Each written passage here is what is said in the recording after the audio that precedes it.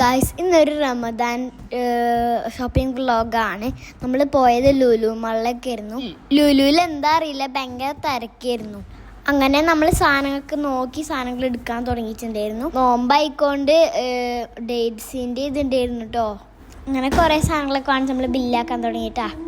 Hello guys, അപ്പം നാളെ എൻ്റെ എന്താ പറയുക, ഉപ്പൻ്റെ ബർത്ത്ഡേ ആണ്. അപ്പം ഞാൻ ഉപ്പക്ക് വേണ്ടിയിട്ട് 2 ഗിഫ്റ്റ് ഞാൻ സെറ്റാക്കിയിട്ടുണ്ട്.